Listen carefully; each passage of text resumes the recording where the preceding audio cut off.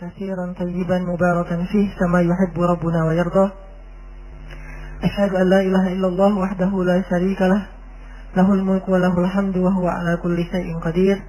وأشهد أن محمدا عبده ورسوله لا نبي بعده. اللهم صل وسلم وbarik ala sayyidina Muhammadin wa ala alihi wa sahbihi ajma'in. Ibu-ibu dan teman-teman sekalian yang dirahmati Allah Subhanahu wa taala, pertama-tama puji syukur kepada Allah atas nikmat yang Allah kasih buat kita hari ini. Pasti banyak banget nikmat yang Allah kasih walaupun hanya sebagian kecil yang kita sadari. Jadi Allah bilang wa in ta'uddu ni'matallah la tuhsuha, artinya la tuhsuha ini bukan gak akan sanggup ngitung, tapi emang banyak yang emang kita gak bisa ngitung. Yang gak usah ngitung, sadar juga enggak gitu kalau itu adalah nikmat. Tapi tetap walaupun kita gak sadar, nikmat Allah yang dikasih buat kita itu terus menerus gak pernah berhenti. Seperti doa seorang ibu yang terus mendoakan anaknya walaupun kita sesekali doang ngeliat ibu kita ngedoain kita. Kayak misalnya pas mau ujian, kita minta doa ibu, terus ibu ngedoain kita. Kita sadar ibu pas waktu itu ngedoain kita. Tapi padahal ibu ngedoain kita tuh setiap hari. Cuman yang kita dengar langsung sebagian kecil ya. Sebagian besar yang kita nggak dengar itu banyak banget. Begitulah kurang lebih nikmat yang Allah kasih kepada kita. Cuman sebagian kecil yang kita sadar, tapi sebagian besarnya tetap menjadi rahasia Allah Subhanahu wa taala agar kita menjadi orang yang beriman. Kemudian salawat dan salam teruntuk Nabi besar Muhammad sallallahu alaihi wasallam yang mencontohkan kepada kita banyak hal yang luar biasa dalam keadaan beliau tidur, duduk, berdiri, berjalan, ketika beliau sendiri, ketika beliau bareng dengan yang lain, semuanya adalah teladan. Dan masih banyak banget adegan hidup Nabi yang mungkin belum sempat kita baca atau kita pelajari, padahal itu luar biasa. Mudah-mudahan kita bukan hanya ngaku-ngaku mencintai Nabi, tapi juga bentuk rasa cinta kita itu adalah serius belajar tentang teladan-teladan Nabi Muhammad SAW. Serius gini.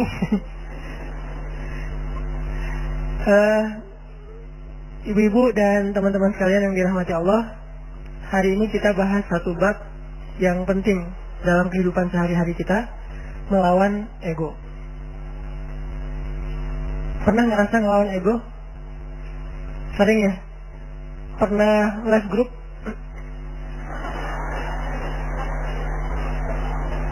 Kadang nggak live group, cuman grupnya yang nge-live kita. Gimana grupnya nge-live kita? Tadinya grupnya rame, chat, broadcast, segala macam, tiba-tiba sepi. Kenapa sepi? Ternyata mereka bikin grup baru, dan cuman kita doang ya nggak dimasukin ya. Ini namanya bukan live group, grup live kita. Saya pernah ngerasain kayak gitu. Kenapa ini sepi nih? Ternyata bikin ya yang baru. Adminnya mantan. Enggak, bercanda. Jadi mungkin kita pernah ramai sama orang, pernah clash, pernah sakit hati, pernah baper. Apalagi kadang orangnya itu orang dekat kita, keluarga, pasangan, orang tua, mertua, adik kakak, sahabat, yang pasti rasanya nggak nyaman. Kita tuh nggak pengen lama-lama diam-diaman, pasti kayak gitu. Cuman kok nggak ada kekuatan ya untuk bisa memulai bicara duluan, mungkin nyapa duluan, atau senyum duluan, atau say hi duluan, ngejapri duluan. Kok nggak ada kekuatan kayak gitu? Yang terjadi justru kita kayak pasif, nungguin, dan berharap dia duluan yang nyapa kita. Diam-diam sebetulnya berharap, tapi nggak pengen kita yang duluan. Nah, ini namanya ego nih. Hati kita secara jujur sebetulnya pengennya, udah deh nggak usah gini-gini amat, nggak usah diam-diaman terus. Udah deh kita mending netral lagi, biasa lagi, cair lagi. Dengan geng kita, mungkin geng kecil yang dari SD, SMP, SMA udah barengan, terus baru pisah, nikah dia duluan, kita tinggal sendiri misalnya. Kan suka kayak gitu tuh, ada baper-bapernya, nggak pengen lama-lama. Tapi yang terjadi udah lebih seminggu, nggak ada yang duluan datang untuk menyapa, karena dua-duanya menjaga ego. Berat rasanya untuk melawan ego dalam diri sendiri. Ini sering terjadi dalam kehidupan kita. Dan yang lebih fatal lagi dengan orang tua nih. Sampai kalau dengan orang tua atau dengan mertua lebih berat lagi tuh. Kadang dengan pasangan aja bisa kayak gitu. Kita berharap udahlah cair lagi, ngobrol lagi kayak kemarin. Tapi ada rasa berat pengen yang duluan. Nah, gimana cara kita bisa menjaga melawan ego kita sehingga tetap bisa menjaga silaturahim, menyambung silaturahim, berdamai dengan orang-orang yang dekat dengan kita selama ini ketika ada masalah. Ini pembahasan yang luar biasa penting. Walaupun mungkin kita udah pernah baca hadis-hadisnya, pernah dengar ceramah-ceramah tentangnya, setidaknya hari ini kita pengen refresh lagi semangat kita untuk melawan ego. Melawan ego itu dalam kehidupan kita itu ada banyak macam, teman-teman. Pertama, melawan ego ketika kita harus mengakui kesalahan kita. Ini berat nih. Mengakui bahwa kita salah itu berat. Dan yang membuat kita sulit mengakui kesalahan kita, walaupun secara jujur di dalam hati kita nyadar kalau kita tuh salah, tapi nggak pengen ngaku, itu pasti ego. Nah, ada satu kisah yang luar biasa, kisah ketika Nabi SAW selesai perang Khaybar. Perang Khaybar itu perang paling besar antara kaum muslimin dengan orang Yahudi di Madinah. Ini paling besar dan bisa dibilang perang terakhir Nabi SAW. Setelah itu udah kayak nggak ada lagi perang-perang yang sulit.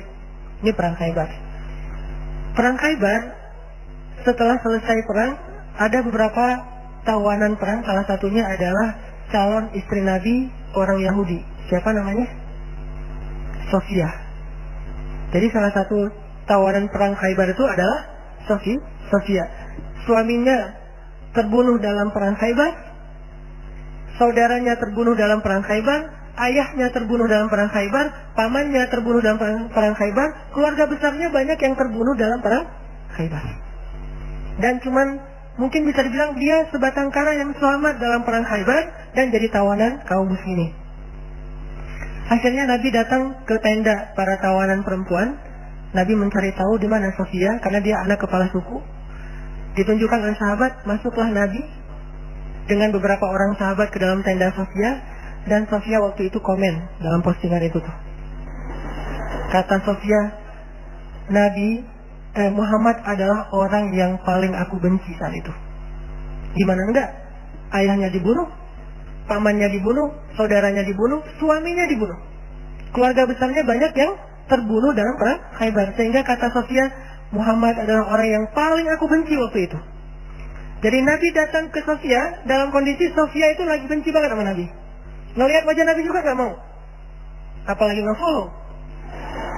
Ngelihat wajahnya aja gak mau. Kalau Nabi request mau follow, pasti di-block. Jadi benar-benar nih, Sofia lagi marah berat dan lagi baper berat sama Nabi, lagi benci banget, sebenci-bencinya. Dan lagi sedih-sedihnya. Gimana gak sedih, kehilangan satu keluarga aja sedihnya, apalagi satu keluarga besar. Termasuk orang yang paling penting dalam hidupnya, ayah dan suaminya. Apa yang dilakukan Nabi? Nabi datang minta maaf kepada Sofia. Apakah Nabi salah? Tidak. Apakah Nabi zalim kepada keluarga Sofia? Tidak sama sekali. Tapi Nabi tidak punya ego di dalam dirinya. Beliau datang meminta maaf kepada Sofia. Masuk ke tenda Sofia, maafkan aku atas kematian ayahmu. Maafkan aku atas kematian suamimu. Maafkan aku atas kematian saudaramu, pamanmu, keluarga besarmu. Kemudian Nabi menjelaskan apa yang sebenarnya terjadi. Aku udah ngasih kesempatan buat ayahmu, tapi beliau menolak. Beliau malah menyerang kami. Beliau malah zalim kepada beberapa kaum muslimin dan seterusnya. Nabi menjelaskan, meminta maaf. Menjelaskan, meminta maaf. Menjelaskan, meminta maaf. Terus menerus. Sampai akhirnya luluh hati Sofia, dan tiba-tiba Sofia menjadi jatuh hati kepada Rasulullah SAW. Lihat, luar biasanya Nabi dalam meminta maaf. Bukan, maaf ya, udah selesai pergi. Enggak, beliau minta maaf sampai Sofia jatuh hati pada beliau. Itu gimana caranya tuh? Orang yang tadinya benci banget, jadi cinta banget. Sehingga kata Sofia, beliau terus meminta maaf dan menjelaskan, meminta maaf dan menjelaskan, meminta maaf dan menjelaskan, sampai akhirnya beliau menjadi orang yang paling aku cintai di muka bumi. Ini luar biasanya akhlak Nabi SAW. Jadi Nabi itu bukan hanya bisa bikin orang yang lagi bete jadi happy, malah orang yang jadi lagi haters banget jadi followers dan fans berat. Bukan fans lagi, loversnya jadi pencinta. Ini artinya ada pelajaran gimana melawan ego. Mengakui bahwa kita salah, walaupun posisi Nabi sebetulnya beliau nggak salah. Namanya perang pasti ada adu fisik segala macam. Lagian kalau kita baca kronologis cerita perang Khaybar, maka kita akan lihat bahwa Nabi itu udah toleran banget, udah ngasih kesempatan banget, udah ngasih banyak tawaran-tawaran yang nggak harus perang deh. Udah kita damainya, tapi mereka nggak mau. Akhirnya nggak bisa dihindari, terjadilah perang. Kalau kita baca kronologis panjangnya perang Khaybar. Tapi dalam kondisi Nabi nggak bersalah, Nabi nggak zalim, Nabi nggak pernah mencurangi hak orang lain, Nabi masih datang kepada perempuan ini untuk meminta maaf. Gimana dengan kita yang mungkin kondisi kita nggak seperti Nabi yang suci, yang maksum. Pasti ada salahnya kita. Walaupun kadang-kadang yang pertama salah orang lain. Yang pertama salah itu mungkin teman, salah ngomong, salah sikap, atau kadang-kadang sikapnya bukan sesuatu yang gimana, cuman diam doang. Kadang dia diam, kita baper. Akhirnya bapernya tuh berlarut-larut sampai keinget lagi yang dulu-dulu, jadilah diakumulasi jadi rame. Emang sih dia dari dulu tuh kayak gitu, dibawa yang dulu-dulu. Padahal katanya dulu udah dimaafin, tapi masih dibawa lagi. Nah ini artinya kalau Nabi aja yang nggak bersalah datang meminta maaf duluan, dan meminta maafnya itu nggak sekali, berjam-jam loh. Kalau kata periwayat cerita itu berjam-jam Nabi minta maaf sampai membuat Sofia perlahan-lahan yang tadinya nggak mau ngelihat mulai ngelihat, yang tadinya nggak mau senyum mulai matanya agak sedikit nggak mau melotot lagi gitu. Terus lama-lama Sofia mulai antusias, lama-lama Sofia tersenyum, dan kemudian Sofia malah luluh hatinya, bahkan jatuh hati kepada Nabi. Bukan karena Nabi keren, kece, bukan, karena akhlaknya yang luar biasa. Baru Sofia mengakui kepada Nabi, mengatakan, beberapa malam yang lalu saya mimpi. Baru Sofia jujur, mimpi apa? Saya mimpi, dalam mimpi itu rembulan jatuh ke dalam pangkuan saya. Rembulan purnama banget jatuh ke dalam pangkuan Sofia. Lalu saya ceritakan mimpi ini kepada suami saya dipukul sama suami saya, ditampar sama suaminya. Kenapa? Karena suaminya tahu makna dari mimpi. Kata suaminya, kamu jangan macam-macam. Kamu tertarik dengan laki-laki yang di Madinah, maksudnya Muhammad. Padahal Sofia nggak pernah tahu tentang Muhammad. Tapi Allah ilhamkan lewat mimpi bahwa kelak Sofia itu akan menjadi salah satu yang mendampingi hidup Nabi Muhammad SAW. Baru Sofia ngomong, kalau saya mimpi rembulan jatuh ke dalam pangkuan saya, tapi saya masih nggak percaya, mana mungkin pembunuh suami saya akan jadi suami saya. Pembunuh ayah saya bakalan mendampingi hidup saya. Tapi ketika melihat akhlak Nabi, semuanya berubah. Dialah yang paling layak untuk saya. Ini melawan ego dengan cara meminta maaf. Dan itu nggak gampang. Tapi walaupun itu nggak gampang, justru karena dia sulit, balasan di sisi Allah ini luar biasa. Sehingga ada kaidah dalam fikih, al-jaza min jinsil amal, al-jaza ala qadril masyaqqah. Balasan itu tergantung sulitnya beramal. Balasan itu tergantung sulitnya beramal. Makin sulit dalam beramal, makin besar balasan di sisi Allah Subhanahu wa taala. Jadi kalau kita ngerasa meminta maaf, mengakui kesalahan itu adalah hal yang berat, yang sulit, berarti itu ibadah yang luar biasa pahalanya. Lebih gampang mana coba saya tanya? Meminta maaf atas kesalahan kita dengan sholat sunnah qobliyah 2 rakaat. Lebih gampang sholat sunnah. Bahkan terkadang lebih gampang tahajud daripada minta maaf. Kadang-kadang lebih gampang melaksanakan tahajud. Ada orang tahajudnya rajin, tapi nggak pernah mengaku kalau dia salah. Kan berarti lebih sulit meminta maaf ya. Maka dari itu menjadi salah satu indikasi bahwa meminta maaf dalam kondisi tertentu pahalanya lebih besar daripada ibadah tahajud. Kenapa? Karena dia lebih sulit. Al-jaza'u ala qadril masyaqqah. Balasan itu tergantung tingkat kesulitan dalam beramal. Ada 2 orang yang datang ke masjid. Yang satu jarak rumahnya cuma di sebelah masjid, yang satu lagi jauh dari masjid. Kemudian kondisinya hujan, sehingga dia hujan-hujanan datang ke masjid dingin, berdiri di saf pertama di belakang imam, barengan nih. Tapi pahalanya beda, tergantung apa? Tergantung kesulitan. Yang satu dekat masjid, pahalanya pahala berjamaah. Yang kedua jauh dari masjid, pahalanya berjamaah dan effort yang lebih. Begitu juga kita ketika kita ngerasa ada ego yang harus kita lawan. Makin berat ego yang harus kita lawan, makin besar pahala dari ibadah itu. Ini namanya meminta maaf. Gak gampang. Bahkan Nabi SAW kadang meminta maaf kepada pasangannya, kepada keluarga besarnya, kepada sahabatnya kalau beliau pernah menyakiti mereka. Buktinya apa? Sebelum Nabi wafat, dalam kondisi sakit berat, Nabi itu lagi meriang, lagi gigil gitu. Tiba-tiba Nabi berdiri dalam keadaan yang nggak gemetar gitu, nggak kuat berdiri. Nabi berdiri di depan mimbar. Nabi mengatakan, wahai sahabat-sahabatku, wahai sahabat-sahabatku, kalau aku pernah menyakiti kalian sebelum ini, maka maafkanlah aku. Jika kalian ingin mengambil hak kalian untuk membalas, maka balaslah sekarang, karena mungkin ini adalah pertemuan kita yang terakhir.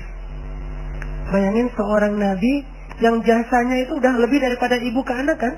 Jasa ibu ke anak masih kalah dengan jasa nabi kepada umatnya. Kalau ibu ke anak jasanya apa? Mengandung, melahirkan, menyusui, membesarkan.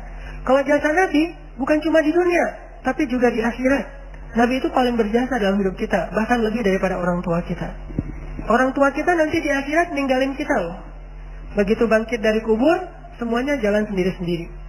Bahkan kalau kita dikuburin satu kuburan dengan pasangan kita, cinta sejati ini pengen satu kuburan berdua, nanti begitu bangkit tetap aja nggak saling menolong, bahkan saling meninggalkan. Kenal nggak? Kenal. Jadi pas kita bangkit dari kubur, baru dihidupkan kembali, kita ngeliat ke sebelah, ada dia di sebelah. Itu pasangan kita banget tuh. Bahkan bukan mantan, memang dia istri kita atau suami kita. Nggak ada dendam gitu, masih ada rasa kasih sayang gitu. Bangkit dari kubur, ngeliat pasangan kita, sama sekali kita nggak mikirin untuk menolong dia. Pergi aja sendiri. Dia juga gitu pergi sendiri. Yauma yasirrul mar'u min akhihi wa ummihi wa abihi wa sahibatihi wa banihi likulli imri'in minhum yawma idzin sya'nun yughni.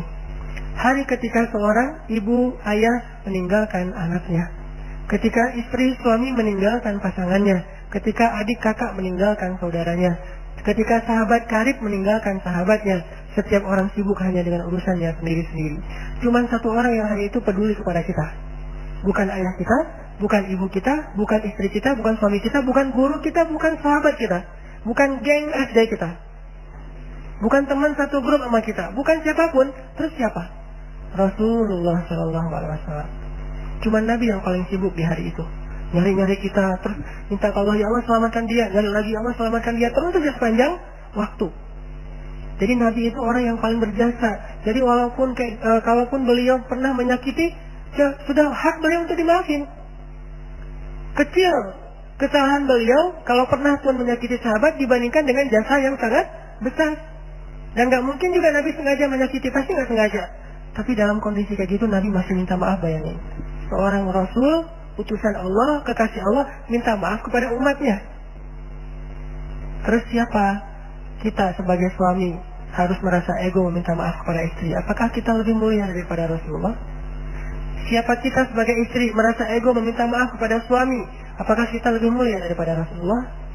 Meminta maaf kepada orang tua, meminta maaf kepada anak, meminta maaf kepada mertua, teman dan seterusnya, apakah kita lebih mulia daripada Rasulullah yang udah sempurna? Tapi beliau tetap meminta maaf kepada umatnya. Nabi berdiri dalam keadaan susah payah. Padahal Nabi kalau pengen minta maaf bisa aja mention aja, nggak usah harus ketemu orangnya kan ya. Tinggal add siapa minta maaf ya, udah. Nabi bisa telepon, Nabi bisa japri, Nabi bisa ngutus orang, kasih tahu ke dia saya minta maaf, atau suruh ngumumin sama kayak Abu Bakar gitu. Abu Bakar berdiri di atas mimbar, wahai kaum muslimin, Rasulullah lagi sakit keras, beliau berpesan minta maaf kalau ada salah kepada kita semuanya. Bisa kan? Tapi saking seriusnya Nabi minta maaf, beliau dalam keadaan sangat lemah, dan itu sakit yang membuat beliau wafat loh. Berarti sakit keras banget nih. Tapi beliau sempat-sempatin untuk berdiri di atas mimbar dalam keadaan gemetar dan mengatakan, maafkanlah aku wahai kaum muslimin, wahai sahabat-sahabatku. Dan kalau kalian sulit menerima permintaan maaf, maka balaslah sesuai dengan hak kalian. Nabi siap dibalas. Dan itu jujur dari Rasulullah. Tiba-tiba seorang sahabat yang kita tahu, Ukasyah, berdiri mengatakan, ya Rasulullah, saya akan mengambil kisos. Para sahabat semuanya kaget. Ukasyah kok tega banget sama Nabi, nggak ngelihat Nabi lagi sakit keras. Dan itu kekasih mereka semua. Mereka lebih mencintai Nabi daripada orang tuanya, daripada pasangannya. Makanya ada istilah biadi wa ummi anta ya Rasulullah. Engkau lebih kami cintai dari semuanya ya Rasulullah. Tiba-tiba Ukasyah bilang, ya Rasulullah, saya menuntut kisos. Karena dulu Rasulullah pernah mencambuk punggung saya ketika sedang membawa mengendarai onta, nggak sengaja kena pas ngangkat kayak cambukan gitu untuk ini onta, kena Ukasha.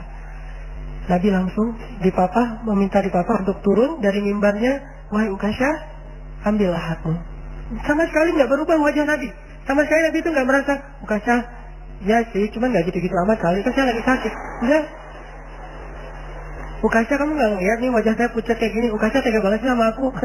Enggak sama sekali nih Rasulullah. Tulus banget minta maaf. Kalau kita kan kayak minta maaf itu basa-basi. Minta maaf dengan harapan dia juga ngakuin kalau kesalahan dia lebih banyak gitu. Agak-agak kurang tulus sih, modus banget kalau kita. Kalau Rasulullah itu tulus banget. Begitu Ukasha minta kisah, Rasulullah turun dan Rasulullah bilang, tolong ambilkan cemeti untuk Ukasha. Diambilkan oleh sahabat. Terus Ukasha pegang itu, kata Ukasha, ya Rasulullah, waktu itu saya nggak pakai baju. Nabi pakai baju tebal karena beliau lagi meriang. Kata Ukasha, waktu itu saya nggak pakai baju. Nabi langsung membuka baju beliau. Gak pakai baju sama sekali. Kata sahabat, ya Rasulullah, biar saya aja yang ganti engkau. Ya Ukasha, aku aja yang ganti Rasulullah. Kalau kamu mau tambahin aja 10 kali lipat. Tapi jangan Rasulullah, kami aja yang ganti Rasulullah. Banyak yang jadi relawan pengen gantiin posisi Nabi. Abu Bakar, Umar, semuanya pengen gantiin. Ukasha diam dan Nabi mengatakan, tidak, itu adalah kewajiban aku untuk Ukasha. Itu hak Ukasha. Minggir, pada minggir semuanya. Nangis sahabat melihat Nabi diperlakukan gitu-gitu amat. Seandainya boleh tuh udah digebukin tuh Ukasha. Cuman kan gak boleh, karena itu hak Ukasha ya. Pada sebel semuanya. Pokoknya habis ini kita unfollow semuanya, di blog gak ada yang boleh ngomong sama Ukasha. Pokoknya Ukasha itu harus dikucilkan. Udah pada sebel semuanya sama Ukasha. Ada yang di sebelahnya, Ukasha apaan sih lo? Kayak gitu-gitu lah. Ukasha diem aja.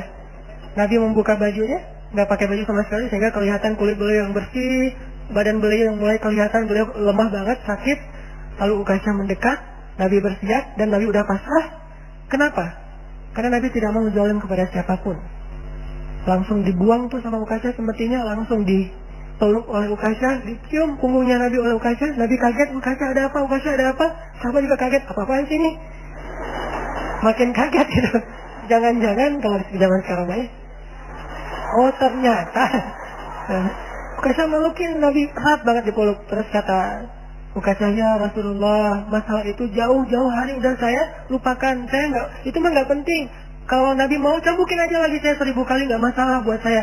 Saya hanya pengen kali ini karena Nabi bilang pertemuan terakhir, maka untuk terakhir kalinya saya pengen menyentuh kulit Nabi Muhammad SAW. Tapi nggak usah gitu-gitu apa juga ya kalian kalau saya ketemu. Ini agak unik nih caranya nih. Cuman Allah alam ya kondisi waktu itu, jangan menjudge sejarah. Yang jelas Ukasha meluk, terus Nabi mengatakan kulit yang bersentuhan dengan kulitku maka Allah haramkan dari api neraka. Yang lain pada heboh, yaudah ikutan, heboh gitu. Sambil meluk, sambil selfie, ada yang pengen update status gitu kalau zaman sekarang. Kan nggak lupa ya kemana-mana bawa handphone, sadar kamera banget. Lihat gimana Rasulullah SAW itu serius minta maaf. Padahal salah apa sih Nabi kepada umatnya? Kalaupun ada juga nggak sengaja, lagian jasa beliau jauh lebih besar, tapi masih mau minta maaf. Dan minta maafnya itu bukan nunggu sembuh, bukan nunggu sehat. Dalam keadaan sakit keras juga beliau datangin orang untuk minta maaf. Artinya, seandainya Ukasha nggak ada di situ, Nabi datangin tuh rumah Ukasha minta maaf. Bukan ditelepon, didatangin orangnya. Didatangin orangnya buat apa? Meminta maaf.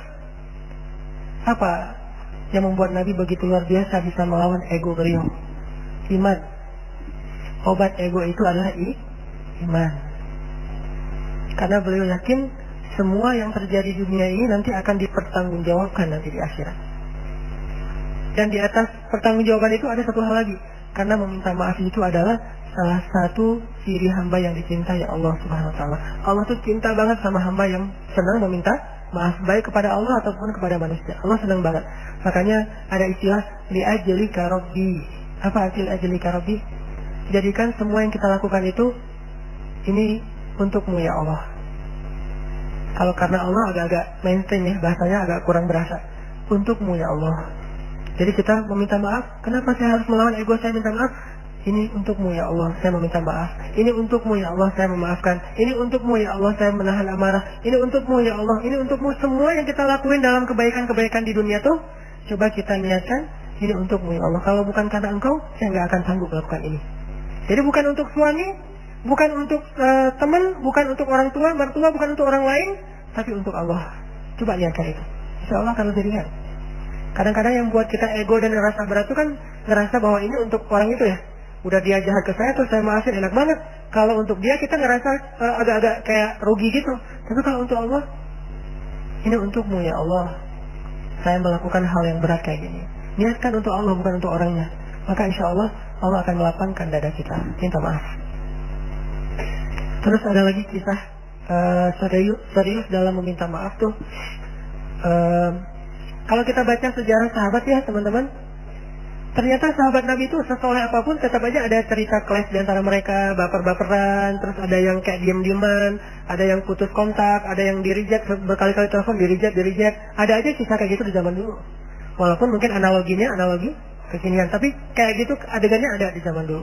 Padahal mereka orang soleh, cuman bedanya mereka sama kita apa? Recovery-nya gampang.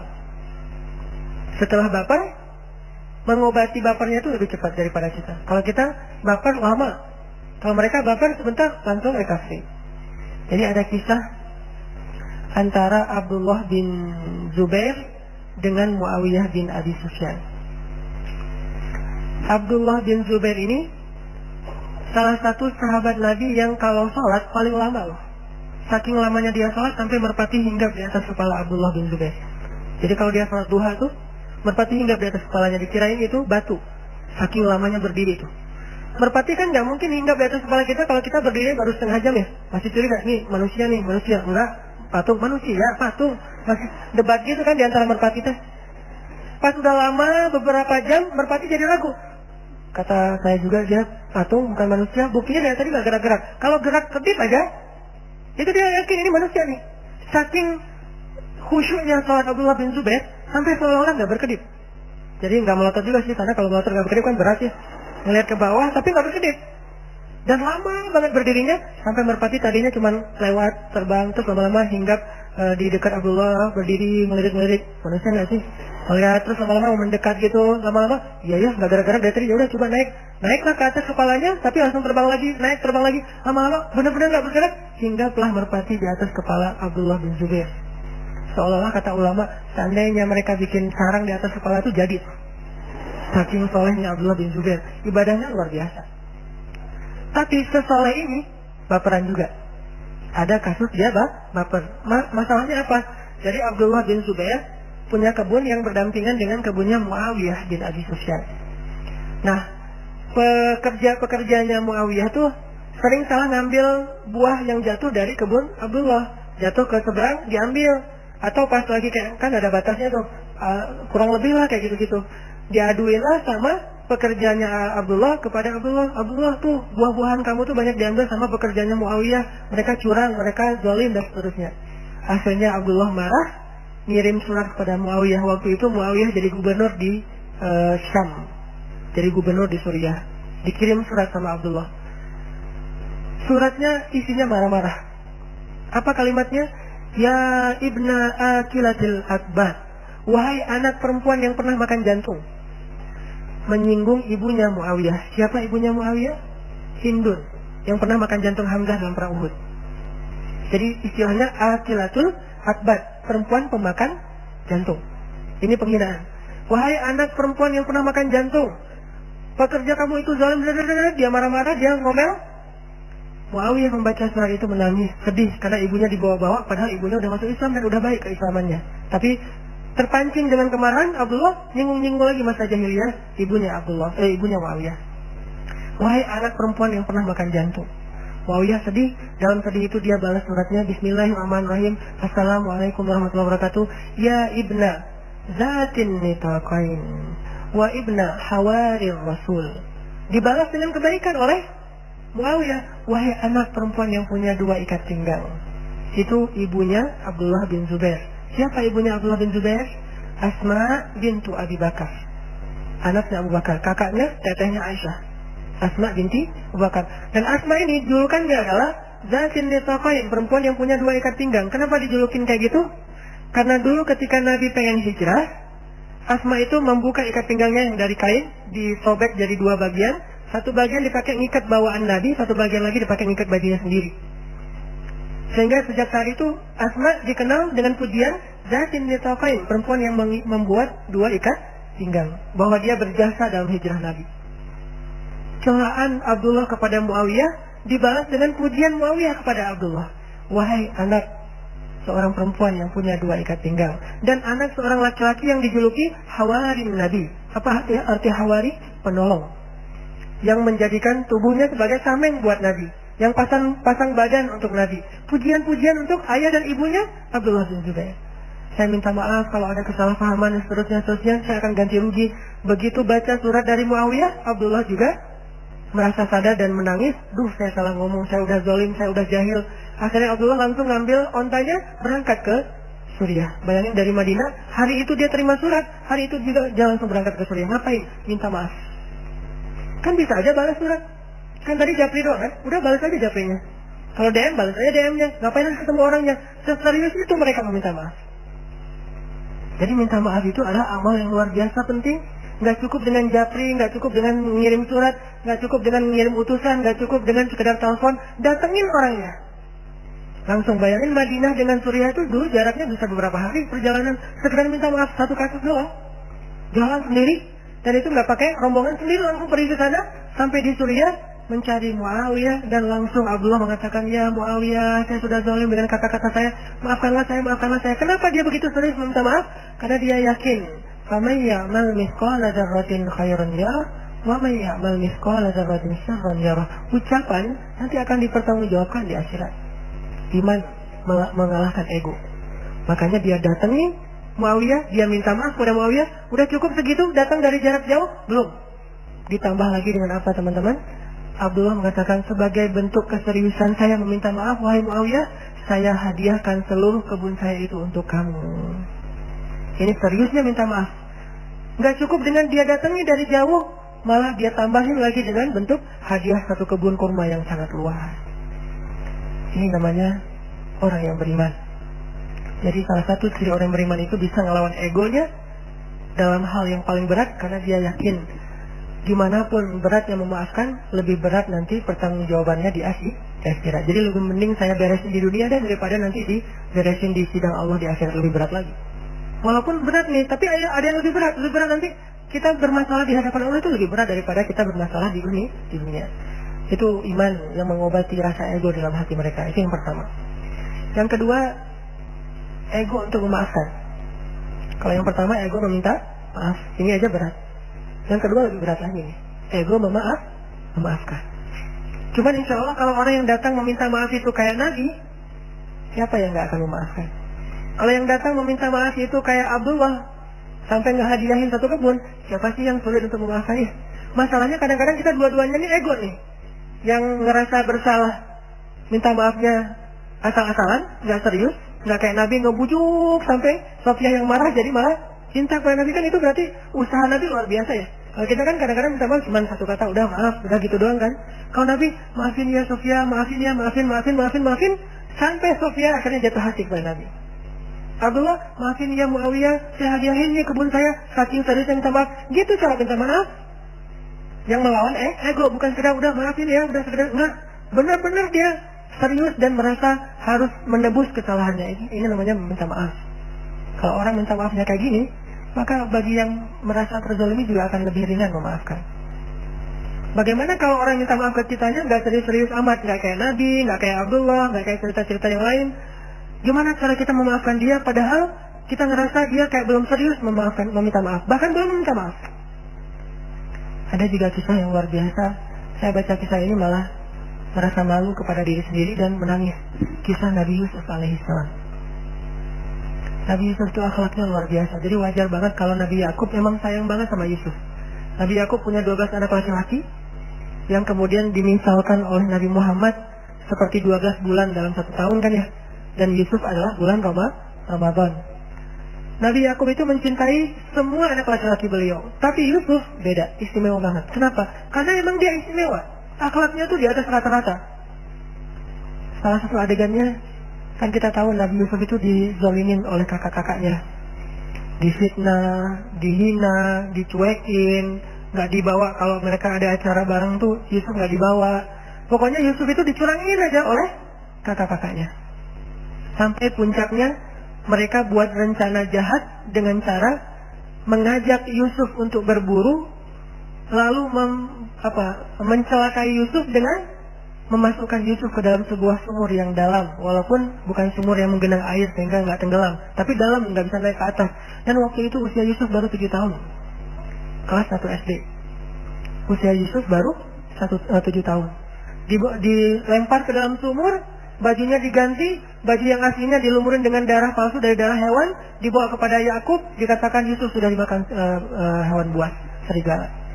Yakub tahu ini adalah makan kakak-kakaknya, nggak mungkin Yusuf dimakan serigala. Beliau tahu siapa Yusuf. Akhirnya Nabi Yakub menyendiri karena sedih. Kakak-kakaknya balik lagi ke sumur tadi melihat Yusuf masih hidup apa enggak. Ternyata Yusuf masih hidup. Apa yang mereka lakukan kemudian? Mereka mengangkat Yusuf ke atas, menjualnya kepada para musafir. Ini makamnya kakak-kakak Yusuf. Udah menyakiti Yusuf, menzalimi Yusuf, mencurangi Yusuf, memisahkan Yusuf dengan ayahnya. Sekarang malah dijual kepada para musafir, jadi budak. Bayangin, yang memperbudak adiknya adalah justru kakaknya sendiri. 10 orang kakaknya, mereka sepakat, ya udah daripada nanti Yusuf bisa naik lagi ke atas ketemu dengan ayah, ketahuan kalau kita bohong, mending kita usir aja Yusuf jauh-jauh mungkin. Gimana caranya? Kita jual aja kepada para karavan dagang yang lewat. Lewat sekelompok karavan dagang, Yusuf diikat, kemudian mereka bilang, ini ada budak, harganya bagus nih, murah, tapi dia bisa dijual mahal nanti di Damaskus. Coba kamu beli. Akhirnya orang kaya yang berdagang itu membeli Yusuf dengan harga yang sangat murah. Ketika dibeli, mau dibawa, kakak-kakaknya diam aja, melepaskan adiknya, kayak garing gitu.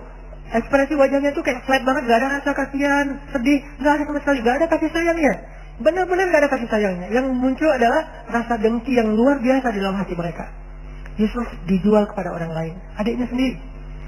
Akhirnya Yusuf sebelum dibawa oleh para pedagang yang udah membeli dia, Yusuf bilang, Tuan, kepada pedagang yang paling kaya, bolehkah saya pamitan dulu dengan orang-orang yang udah menjual saya? Dia nggak mau bilang mereka kakaknya. Kenapa? Takutnya nanti orang jadi tahu kejahatan mereka.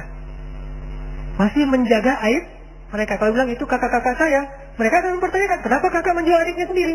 Kok jahat banget sih kakak ini? Akhirnya nggak jadi dijual, nggak jadi beli kan? Nggak tega kepada anak ini. Tapi dia bilang, bolehkah saya pamit kepada orang-orang itu yang sudah menjual saya kepada Tuan? Kata tuannya ini, boleh, jangan lama-lama. Ya udah, datanglah Yusuf memeluk kakaknya erat satu persatu. Apa kata Yusuf? Hafizakumullah wa imdayatumuni. Semoga Allah menjaga kalian walaupun kalian mentelantarkan saya. Semoga Allah memelihara kalian walaupun kalian mengusir saya. Semoga Allah menyayangi kalian walaupun kalian sama sekali tidak sayang kepada saya. Didoain lagi oleh Nabi Yusuf, dipeluk satu-satu, didoain satu-satu oleh Nabi Yusuf. Semoga Allah menjaga kalian walaupun kalian mentelantarkan saya.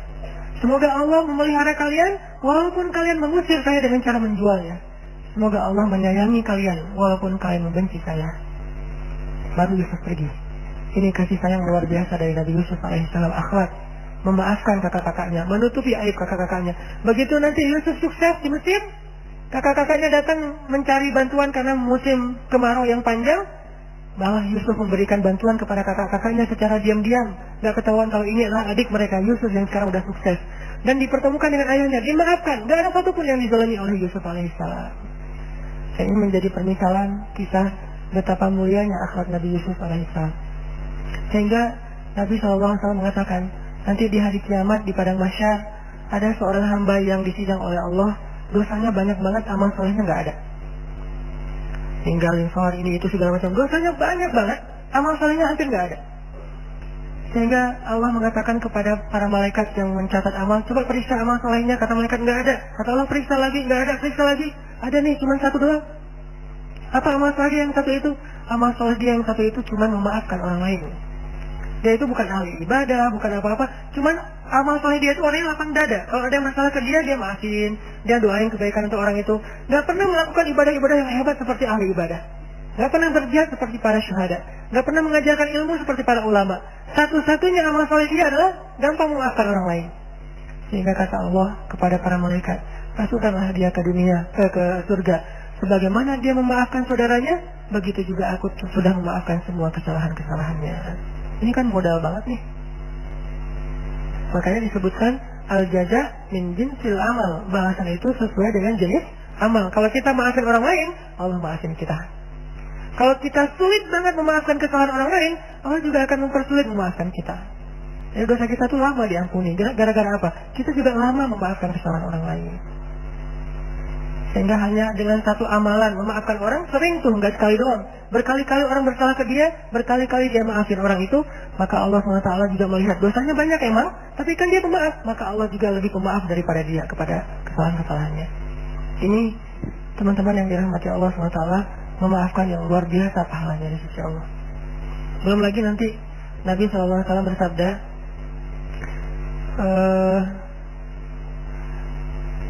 tidak akan sempurna iman seseorang. La yablughul abdu shalihal iman, sampai tidak akan sempurna iman seseorang sampai dia yasila man qata'ah, menyambung silaturahim kepada orang yang memutuskannya. Wa yu'ti man haramah, dan memberi kepada orang yang tidak pernah mau memberi untuknya. Jadi nolongin orang yang enggak mau nolongin dia. Wa yuhsinu ila man asa'ah ilai, dan dia berbuat baik kepada orang yang sudah menyakitinya. Wa yaghfiru liman syatamah, dan memaafkan orang yang menghinanya. Jadi nggak akan sempurna iman seseorang sampai dia menyambung silaturahim dengan orang yang memutuskan dia. Kemudian apa lagi? Memberikan bantuan kepada orang yang tidak pernah membantu dia. Jadi dulu ketika dia minta bantuan, orang itu nutup pintu rumahnya, nggak mau bantu sama sekali. Sekarang begitu orang itu butuh bantuan, dia yang membantunya. Ini artinya membalas satu keburukan dengan kebaikan. Itulah puncak dari keimanan seseorang hamba. Membalas keburukan dengan kebaikan. Itulah puncak dari keimanan. Sehingga Nabi Yusuf alaihissalam disebut mukmin sejati karena beliau mampu membalas keburukan kakak-kakaknya dengan doa-doa dan akhlak yang sangat baik. Ini melawan ego. Apa yang membuat kita mampu melakukan ini? Balik lagi kepada iman. Man kana yu'minu billahi wal yaumil akhir falyusil rahimah. Siapa yang beriman kepada Allah dan hari akhir, hendaklah dia menyambung silaturahim. Pertanyaannya, apakah kita tetap harus menyambung silaturahim dengan mantan? Karena zaman modern sekarang pasti ada cerita-cerita SMA lah, kuliah segala macam. Perlu nggak nyambung silaturahim? Nggak perlu. Jangan balikan lagi. Jangan tiba-tiba nge-like lagi postingan dia. Jangan tiba-tiba komunikasi lagi diam-diam. Kenapa? Karena walaupun niat kita pengen silaturahim, tapi niat baik kita itu ditunggangi oleh syaitan dengan wasawis syaitan. Dia ingin memunculkan lagi fitnah dalam urusan hidup kita. Bisa jadi fitnahnya munculin lagi perasaan yang nggak boleh ada di hati kita untuk orang itu. Bisa jadi memunculkan konflik di dalam rumah tangga kita. Kenapa saya bilang nggak boleh? Sampai Nabi aja membolehkan kita berbohong untuk bab ini. 3 bohong yang dibolehkan kan? Pada dasarnya dusta itu haram kecuali 3 kondisi. Berdusta dalam perang, taktik perang itu nggak boleh jujur. Kita mau perangnya nanti strateginya gini, nggak boleh. Dan yang namanya perang itu nggak boleh jujur, harus pakai taktik. Kedua, berdusta demi mendamaikan 2 orang yang bertengkar. Satu bawa golok ngejar-ngejar, kamu lihat nggak tadi orang ada yang lewat depan kamu? Sejak saya berdiri di sini nggak ngeliat kecuali kamu. Dusta, karena tadi ada yang lewat, dia dusta demi menyelamatkan orang itu dari pembunuhan. Yang ketiga, seorang istri atau suami berdusta tentang masa lalunya dengan niat ingin melupakan. Bukan dengan niat pengen balikan ya. Dengan niat pengen lupain. Nggak boleh jujur. Karena jujur di sini justru menyakitkan. Apalagi jujur aja nggak boleh, apalagi ngelakuin apa? Balik lagi kan ya. Nyambung silaturahim, kan ini silaturahim. Nggak, khusus bab ini nggak perlu balikan lagi. Udah aja lupain. Mudah-mudahan itu menjadi masa lalu kita yang Allah ampuni dosa-dosa kita. Maka sekarang hidup kita hanya untuk orang yang benar-benar sudah mengambil kita dengan nama Allah. Saya terima nikahnya dan seterusnya. Jadi saya kasih catatan, jangan sampai nanti disalahartikan kata usaha, nyambung silaturahim kepada orang yang menyakiti kamu, sambung orang yang memutuskan, dia dulu mutusin saya, sekarang saya pengen nyambungin. Jangan. Ini bukan mutusin dalam makna itu ya, beda arti memutuskan di sini. Kalau perlu udah nggak usah ketemu. Kenapa? Merusak hati kita atau hati dia. Kalau misalnya pasangan kita kenal, malah merusak hati pasangan kita, dan itu nggak baik. Benar-benar diputuskan bukan karena kita memutuskan silaturahim, tapi karena kita ingin menghindar dari dosa-dosa. Kemudian ada lagi cerita dari Imam Syafi'i. Ini akhlak Imam Syafi'i. Imam Syafi'i juga di masa hidupnya tuh banyak haters. Setelah Imam Syafi'i juga ada haters. Jadi followers Imam Syafi'i itu bukan cuman karena pengen belajar kepada beliau, haters beda mazhab. Imam Syafi'i ditahzir, Imam Syafi'i dibid'ah-bid'ahin, Imam Syafi'i dibilang ngada-ngada, Imam Syafi'i dibilang nggak punya dalil, hadisnya baik, segala macam. Pokoknya begitu Imam Syafi'i posting satu nasihat, waminin besar, banyak hatersnya. Ya apa-apaan sih, pamer banget sih, riak segala macam. Wah, ada aja tuh haters. Sehingga bisa dibilang dari 20 juta followers Imam Syafi'i itu, 1 jutanya tuh haters. Kebayang 1 juta haters kan lumayan tuh ya. Setiap posting mereka tuh aktif. Aktifnya tuh komen, nggak nge-like, nggak nge-repost, komen doang tuh. Apa kata Imam Syafi'i? Mereka mencela aku, maka aku tidak ingin membalasnya dengan keburukan yang sama. Mereka menghina aku, mereka menjauhi aku, mereka memfitnah aku, maka aku balik mendoakan mereka dengan doa-doa yang baik. Karena sesungguhnya mukmin itu seperti ud. Tahu ud? Ud itu kayu Arab yang memang punya harum. Dia tuh jadi kayak parfum. Orang Arab itu kan ada 2 parfum ya, parfum cair sama parfum yang dibakar kan kayak dupa gitu kan. Nah, yang dibakar itu namanya kayu ud.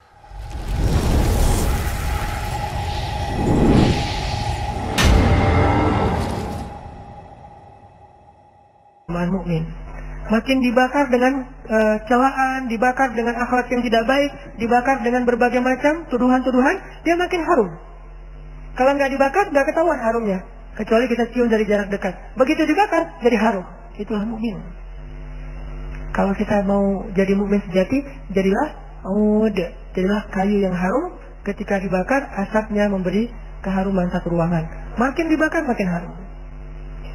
Jadi dia memberikan keharuman dan kebaikan untuk orang lain dengan cara mengorbankan dirinya sampai habis kayunya terbakar. Subhanallah, inilah yang disebut dengan mukmin. Makanya orang yang kayak gini, teman-teman, ketika kita dalam kondisi-kondisi yang seperti ini, difitnah, kita baper, kita sedih, itu kondisi kita yang paling dekat sama Allah. Kalau kita bersabar, justru Allah itu nggak dukung kita banget. Tapi kalau kita kepancing, Allah nggak akan ngedukung kita. Karena ada kisah di zaman Nabi lagi lewat di sebuah pasar. Namanya di pasar kan ada aja orang bertengkar ya. Kayak di masjid itu suka aja di Damri itu, kalau saya naik Damri, setiap hari saya naik Damri pasti ada yang bertengkar. Ya Ahmad, apa segala macam. Umar itu celaan orang muslim ke temannya, keledai. Kamu tuh keledai segala macam, marah-marah, teriak-teriak.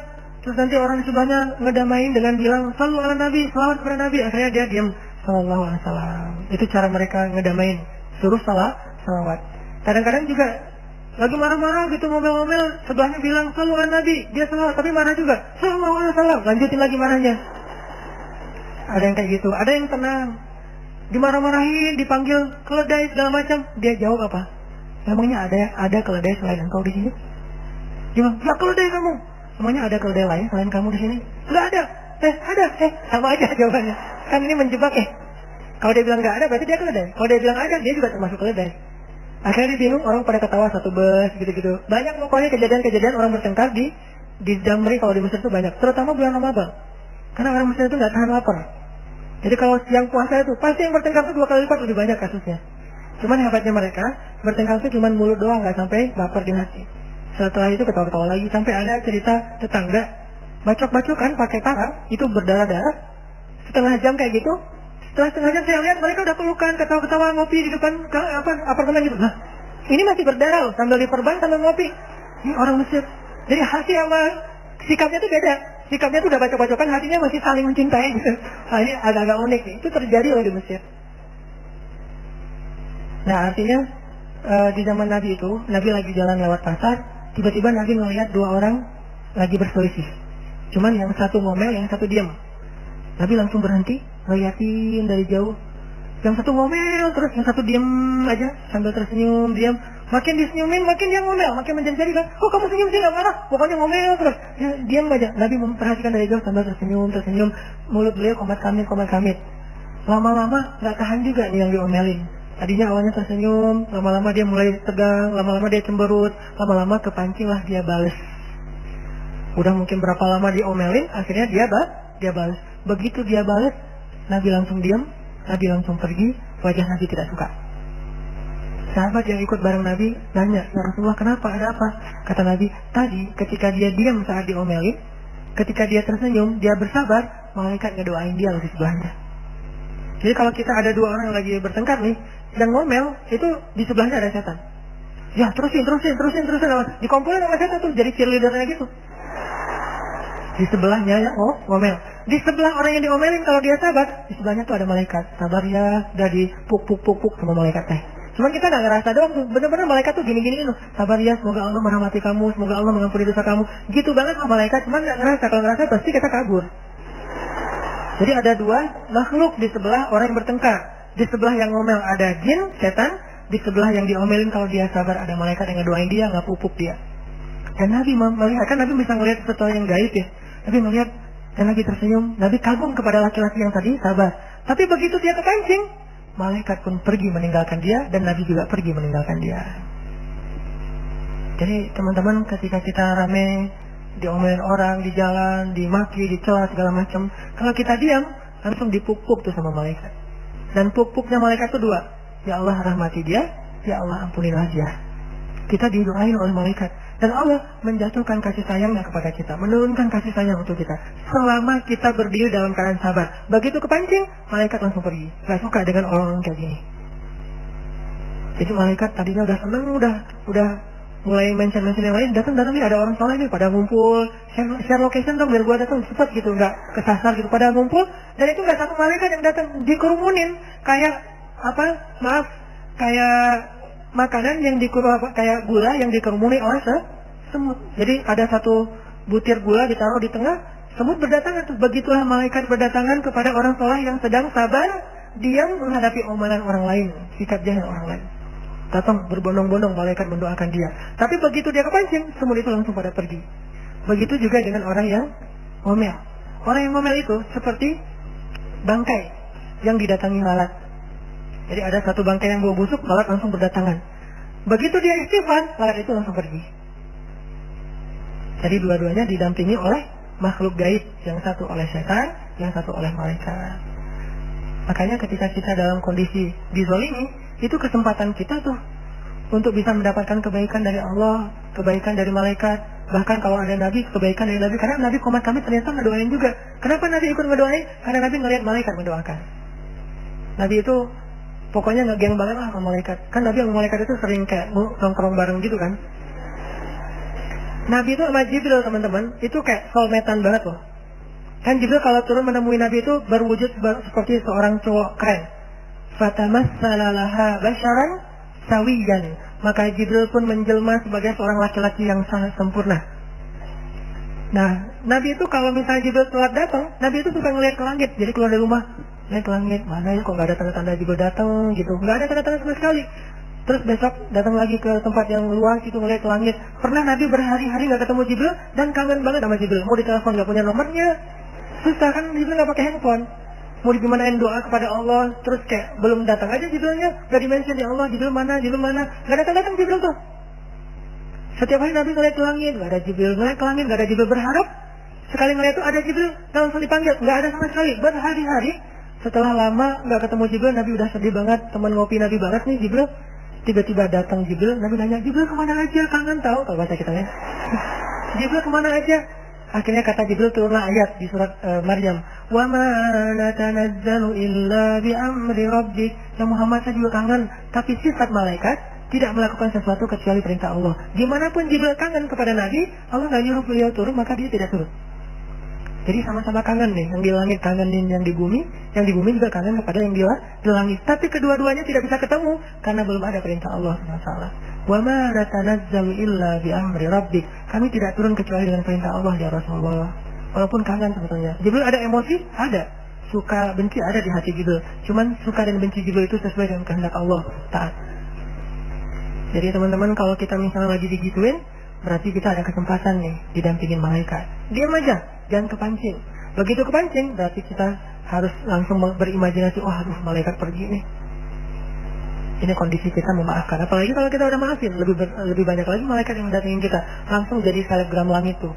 Para malaikat langsung pada nge-repost, langsung pada ngomongin, kemarin tuh ada hamba Allah yang luar biasa loh. Dia itu dizalimi tapi maafin.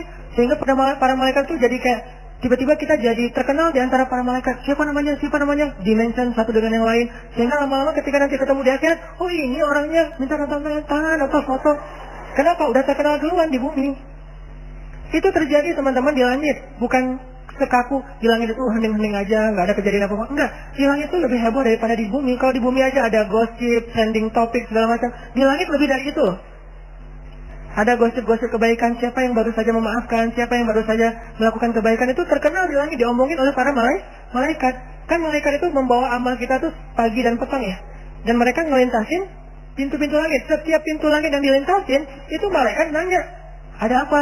Ada yang update yang heboh-heboh nggak? Disampaikan, terus diomongin di langit pertama. Naik ke langit kedua, diomongin di langit kedua, sampai kepada Allah. Semua langit membicarakan orang tersebut, coba. Mungkin di dunia followers kita cuma berapa belas orang doang. Tapi di akhirat atau di langit, wah, para malaikat kenal banget sama kita. Kalau kita menjadi orang yang sabar, diam, memaafkan. Ini melawan ego yang kedua. Dan yang ketiga, melawan ego untuk menerima nasihat. Karena salah satu yang menyebabkan kita menolak nasihat itu adalah ego. Merasa gengsi. Seolah-olah kalau dinasihatin itu kita jadi hina. Padahal nasihat itu kemuliaan. Jadi nggak mungkin kemuliaan itu diberikan kepada kita, lantas kita jadi hina, nggak mungkin. Ini mindset yang sangat keliru. Terutama kalau misalnya teman-teman ada masalah dengan orang lain, dengan sahabat, dengan teman, dengan keluarga, dengan pasangan, cobalah cari nasihat untuk diri kita. Jangan cari nasihat untuk dia. Jadi kalau misalnya kita lagi ada masalah dengan teman, nasihati diri kita sendiri. Googling hadis-hadis untuk kita, jangan untuk dia. Kayak suami istri nih, lagi bertengkar. Istrinya sebel sama suaminya. Jangan cari hadis-hadis untuk suami. Googling lah. Suami yang penyabar. Suami yang memperlakukan istri dengan baik. Googling. Akhirnya ketemu hadis-hadis yang sahih tentang suami. Teladan itu dari mana? Kita kumpulin, kita broadcast, dibaca apa. Enggak kayak gitu cara kita melawan ego. Kalau kayak gitu kita makin ego. Justru yang harus kita cari istri yang taat, istri yang soleha, istri yang apa, kayak gitu-gitu. Nyari dari hadis-hadis Nabi untuk menasihati diri kita. Jangan mencari hadis untuk menasihati orang lain. Itu nggak bisa ngelawan ego. Yang banyak terjadi, kayak misalnya suami istri ini berlarut-larut punya masalah.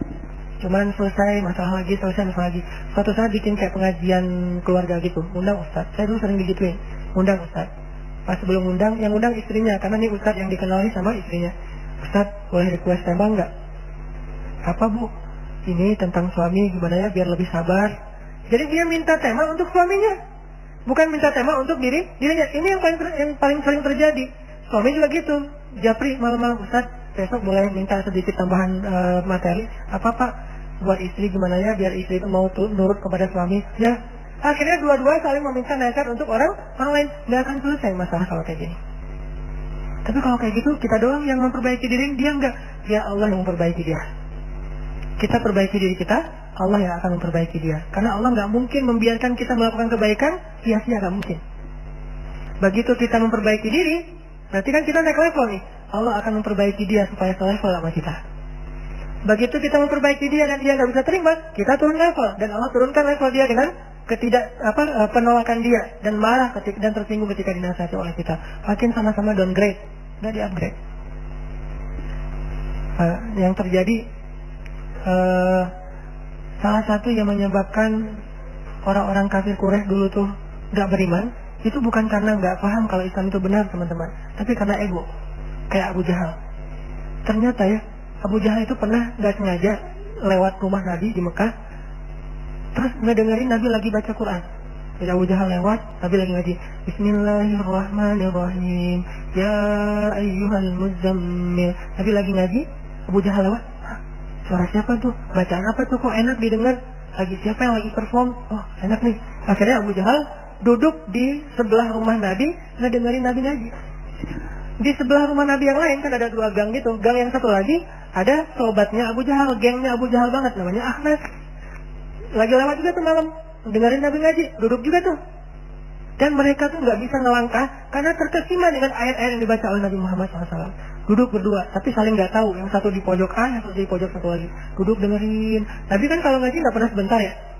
Dan nggak pernah ngaji di aplikasi handphone kepotong sama WA terus akhirnya chat dulu ngaji lagi.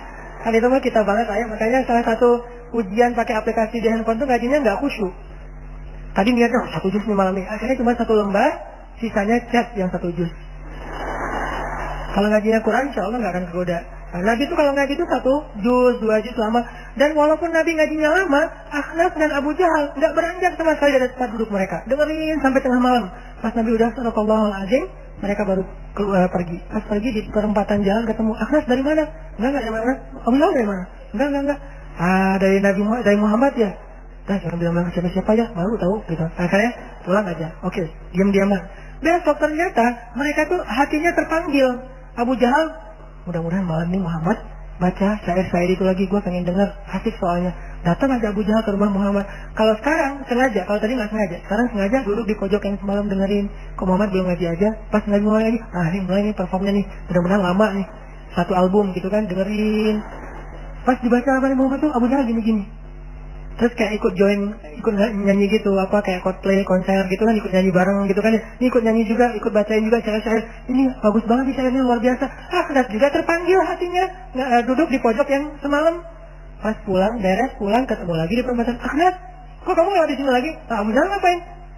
Ahnaf, ya, bagus juga ya syair-syairnya. Ya gimana dong kita beriman aja? Jangan, kata Abu Jahal. Kenapa? Kalau kita beriman nanti apa kata orang-orang? Berarti Abu Jahal jadi pengikutnya Muhammad. Yang selama ini Abu Jahal itu adalah pemimpin kaum, sekarang malah jadi pengikut suatu pemimpin kaum. Gengsi. Itu yang menyebabkan Abu Jahal tidak beriman. Bukan dia nggak ngerti, dia ngerti banget kebenaran Islam. Buktinya dalam kesempatan yang lain pernah lagi tuh Abu Jahal terkesima dengan bacaan Nabi di surat An-Najm. Nabi lagi sholat depan Ka'bah. Allahu Akbar, terus baca. Waktu itu salat boleh jahar walaupun siang. Wan najmi idza hawa ma dhalla sahibukum wa ma ghawa. Abu Jahal mendengar Nabi ngaji langsung duduk di depan Ka'bah. Terus orang-orang dengar Nabi ngaji semuanya pada duduk, sehingga Ka'bah waktu itu tuh kayak sekarang dipenuhi oleh orang-orang yang mendengar tilawah Nabi Muhammad SAW. Penuh. Semuanya pada dengerin Nabi salat sambil baca keras. Kemudian setelah selesai surat An-Najm dibaca dan mereka terkesima banget, akhir dari surat An-Najm itu kan ayat sajadah ya, sujud tilawah. Nabi setelah selesai membaca surat An-Najm, sujud. Lalu serentak semua yang mendengar itu ikut sujud, termasuk Abu Jahal, bayangin. Saking terkesimanya, wasjud, Allah suruh sujud, maka semuanya ikut sujud. Termasuk Abu Jahal sujud, seluruh Mekah sujud. Lewatlah musafir. Musafir lewat melihat kota Mekah semuanya sujud, mereka beranggapan ternyata Mekah semuanya sudah beriman kepada Muhammad. Berangkatlah musafir ini ke Habasyah, kasih tahu ke Ja'far kalau orang Mekah semuanya sudah beriman. Karena itulah kemudian Utsman pulang lagi ke Mekah. Utsman bin Affan. Lalu Nabi sujud lama, mereka sujud lama, Nabi bangkit dari sujud, Allahu Akbar, ruku, tahiyat, assalamualaikum, mereka masih sujud. Bayangin, Nabi bangkit dari sujud, Nabi ruku, Nabi sujud, Nabi tahiyat, mereka masih sujud. Satu Mekah. Begitu selesai Nabi tahiyat, melihat pada sujud, tahiyat lagi sujud, Nabi bertakbir, Allahu Akbar, apakah kalian sudah beriman? Baru sadar mereka, bangkitlah Abu Jahal dari ketidaksadarannya. Tidak, saya disihir, pergi Abu Jahal. Lihat, artinya dia tuh udah tahu kebenaran Islam. Kenapa nggak mau ngakui? Gengsi. Sehingga kata Nabi, sombong itu ada 2. 1, menolak nasihat. Kedua, merendahkan orang lain. Itu arti sombong. Gengsi, ego, sombong itu saudara kembar.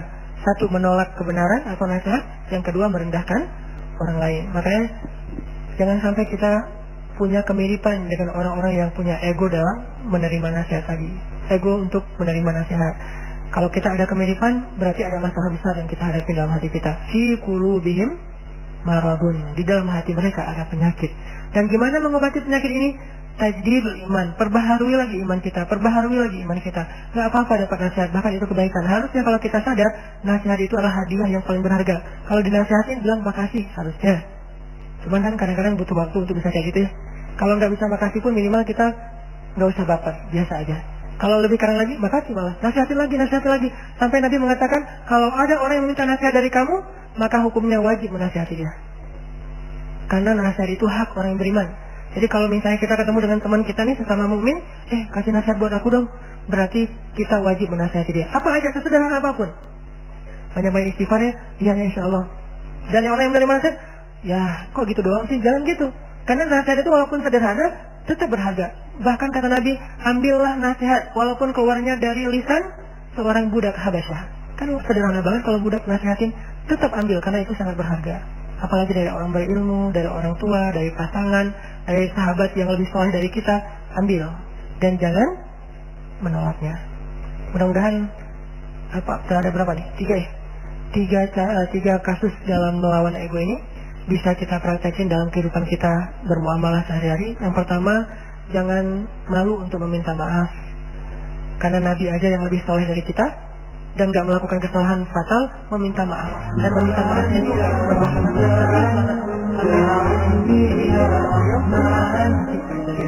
kedua, belajar memaafkan seperti Yusuf alaihissalam.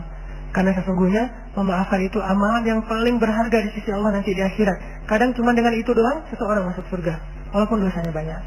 Dan yang ketiga, ambil nasihat, karena nasihat itu adalah sesuatu yang sangat berharga. Mudah-mudahan ini bermanfaat. Nanti kita kembangkan lagi dalam sesi tanya jawab insyaallah. Barakallahu li wa lakum.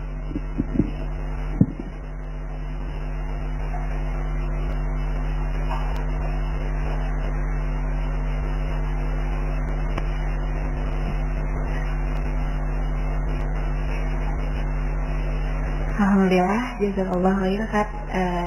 Ini ada beberapa pertanyaan dari jamaah yang sudah kita seleksi. Mau Ustaz yang bacakan atau saya yang bacakan? Pertanyaan pertama, Ustaz, bagaimana jika di dalam taklim atau komunitas mengendalikan keegoan anggotanya yang ingin tampil atau ingin eksis sebagai keadaan taklim atau sehingga keadaan taklim atau komunitas tidak nyaman dan tidak menyenangkan lagi, atau sulit untuk memberi nasihat juga. Apakah harus bertahan atau left group? Left group itu jangan karena sakit hati. Left group itu jangan karena baper, tapi left group itu karena gampang lobet. Karena kuotanya terbatas. Kalau alasannya jujur itu boleh. Tapi kalau baper, sakit hati, segala macam, kayaknya ini alasan yang kurang berpahala. Malah cenderung jadi kita kayak memutuskan silaturahim dan nggak siap dengan kekurangan orang lain. Dan Nabi bilang apa, teman-teman? Al-mu'minul ladzi yukhalitun nas wa yasbir ala adahum khairun minal mu'minil ladzi lam yukhalitin nas walam yasbir ala adahum. Mukmin yang bergaul dengan banyak orang dan bersabar atas gangguan mereka lebih baik daripada mukmin yang tidak mau bergaul dengan siapapun dan tidak sabar atas gangguan mereka. Dua-duanya mukmin nih, cuman yang bergaul dan sabar itu lebih utama daripada yang tidak mau bergaul karena nggak sabar. Karena ketika kita bergaul dengan orang pasti akan banyak masalah-masalah yang nggak nyaman di hati kita tuh, pasti ada aja tuh. Kenapa? Karena kita berorganisasi, berjamaah, berkomunitas dengan manusia, bukan dengan malaikat. Kita ini kumpulan manusia, bukan kumpulan malaikat. Kumpulan malaikat aja ada perbedaan pendapat. Pernah malaikat beda pendapat? Pernah dengar ceritanya? Malaikat beda pendapat? Pernah, cuman kita nggak ngeh. Cerita ketika ada seorang pembunuh yang membunuh 100 orang, terus dia meninggal di tengah jalan, datang 2 malaikat, beda pendapat kan? Yang satu bilang, dia nih neraka nih. Kata yang kedua, enggak, dia nih surga. Kan dia udah tobat, tapi dia belum beramal, tapi kan udah tobat. Berbeda pendapat. Malaikat coba, beda pendapat. Nabi berbeda pendapat. Pernah 2 nabi, dua-duanya beda pendapat. Siapa? Anak dan ayah lagi, Sulaiman dengan Daud. Dua-duanya nabi, dua-duanya satu keluarga, ayah dengan anak, tapi berbeda pendapat. Terjadi. Sahabat berbeda pendapat, terjadi juga. Suami istri berbeda pendapat, nabi dengan istrinya, terjadi. Dan itu manusia, dan itu realitas. Tidak perlu heran dengan hal-hal kayak gitu. Kalau kita cari nanti grup yang lain yang nggak ada orang kayak gitu, pasti nggak akan ketemu lagi yang kayak gitu. Kenapa ya semua grup ada yang kayak gini? Memang kayak gitu. Dan kita juga mungkin di sisi orang lain ada juga masalah, walaupun bukan masalah itu, ada masalah lain yang kekurangan kita. Toh kenyataannya kita punya banyak kekurangan. Jadi jangan left group gara-gara masalah kayak gitu. Tapi kalau left group, maaf ya, kuota saya terbatas, HP saya sering lowbat. Oke, ini masalah teknis, ini masalah modal, bukan masalah ini. Tapi kalau gara-gara baper, kayaknya nggak tepat. Bersabarlah. Solusi yang kedua, kalau ini adalah organisasi dakwah, maka wajib tarbiyah. Wajib tarbiyah, karena yang bisa menetralisir potensi-potensi kayak gini atau meminimalisir adalah materi-materi tarbiyah. Tarbiyah itu apa? Ngaji dengan satu guru yang terkurikulum. Dan kurikulum untuk masalah gini ada di dalam materi tazkiyatun nufus. Dan itu penting banget, tazkiyatun nufus, membersihkan jiwa. Karena kalau kita nggak belajar membersihkan jiwa, ketemu orang lain yang ada adalah masalah baru. Alih-alih kita ngurus umat, malah sibuk dengan urusan di dalam internal kita. Jadi dua, satu bersabar, jangan les grup, jangan pecah, jangan bikin yang baru sendiri. Yang kedua, tarbiyah, itu solusi paling konkret dan penting. Dua itu. Berarti jawabannya dengan bersabar dan tarbiyah. Ya. Pertanyaan kedua, Ustaz, mengapa di kelompok kajian fitnah justru lebih besar? Bagaimana menyikapinya? Fitnah. Mungkin cobaan. Di kelompok kajian, saya rasa justru sebaliknya. Di kelompok kajian itu, kalau kita ada masalah, menyelesaikannya lebih gampang. Kenapa lebih gampang? Karena kita sama-sama belajar. Kecuali niat kita bukan belajar. Kecuali niat kita kayak mungkin datang ke situ hanya sekedar ngisi waktu luang, hanya pengen ketemu teman, hanya pengen dapat entertain, hiburan dari ceramah mungkin. Tapi kalau niat kita benar-benar pengen belajar, saya yakin akan mudah sekali menyelesaikan masalah kayak gitu. Terjadi, ya, nggak usah di zaman kita. Di zaman terbaik para sahabat itu terjadi. Sahabat-sahabat senior ramai banyak kasusnya. Cuman tetap bisa diselesaikan. Saya nggak percaya kalau di kelompok kajian itu justru masalahnya lebih berat daripada di tempat kita reunian. Kayaknya enggak deh. Karena di kajian kan tadi kita sama-sama belajar Islam ya. Kalau reuni mungkin kita lagi datang dengan ada yang nunjukin status, ada yang datang dengan memperlihatkan, memamerkan kekayaannya, ngomongin tentang karir, itu kayaknya lebih gampang deh untuk bisa bikin kita baper. Tapi kalau kajian, yang diomongin apa? Ayat, hadis, nasihat, iman, akhirat, mau kelas dari mana? Kecuali datang ke kajian, yang diomongin materi reuni. Jadi forumnya kajian, kontennya reuni beda. Tapi kalau forumnya kajian, kontennya kajian, insya Allah nggak akan sampai terlalu berat lah. Sehingga kita coba jaga adab-adab. Nah ini solusinya adalah jagalah adab-adab majelis ilmu. Belajar nanti adab majelis ilmu itu apa aja, sampai masalah yang sepele kayak misalnya kalau kita datang ke majelis ilmu, kalau bisa, terutama buat kalau misalnya kita nggak campur laki-laki dan perempuan, berwudu, kemudian sholat sunnah 2 rakaat, kemudian pakai parfum, kemudian kalau bisa laki-laki nih ya pakai parfum dan saling membagi-bagi parfum gitu. Kenapa? Karena majelis ilmu itu taman-taman surga dan disunahkan wangi khusus buat laki-laki. Kalau perempuan nanti beda-beda lagi nanti mazhabnya. Yang jelas adabnya sampai segitu.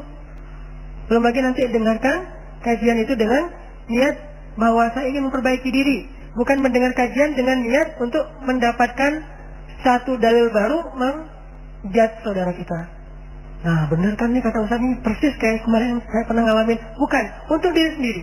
Jangan dapat ilmu buat orang lain, tapi carilah ilmu buat diri kita sendiri. Kalaupun masih terjadi juga, itu hal yang sangat wajar, biasa. Sampai di zaman Utsman bin Affan itu kalau mau masuk ke pengajian, istighfar. Kenapa? Karena kalau kita nggak istighfar, ilmu itu susah masuk ke dalam hati kita. Dalam Islam mencari ilmu itu bukan dengan menghafal. Cari ilmu itu dengan meyakini, beriman. Dan caranya kita harus membersihkan diri dulu dari dosa-dosa. Sampai ada kasus saya pernah cerita mungkin, Utsman lagi bikin taklim di masjid. Tiba-tiba datang seorang murid dari luar masjid, nggak sengaja laki-laki ini pas dia mau masuk masjid ngelihat aurat seorang perempuan yang rambutnya kelihatan gara-gara jilbabnya kesingkap angin. Yang ngelihat kan sekilas nih. Akhirnya dia ngerasa itu bukan dosa dan nggak beristighfar, masuk aja ke dalam masjid duduk. Begitu dia baru duduk, Utsman yang lagi ceramah ngomong, kenapa ada yang datang ke dalam majelis kita, sedangkan di matanya masih ada bekas dosa. Utsman tahu, padahal Utsman tadi nggak ngelihat, nggak ngalamin. Orang ini kaget, ya Amirul Mukminin, wahai Utsman, bagaimana anda tahu apa yang saya alami di luar masjid? Memangnya sudah turun wahyu kepada engkau setelah Rasulullah? Apa kata-kata Utsman?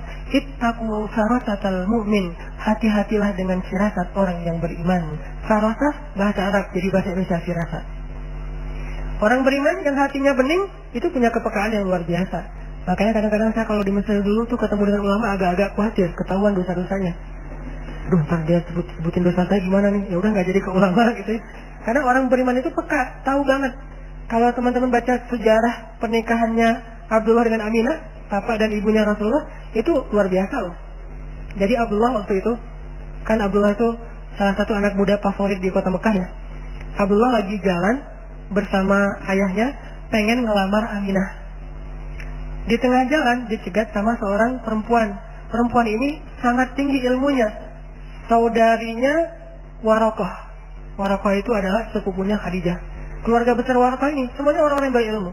Perempuan ini mencegat Abdullah dan mengatakan, "Ya Abdullah, nikahi aku, maka akan aku berikan untukmu 100 unta."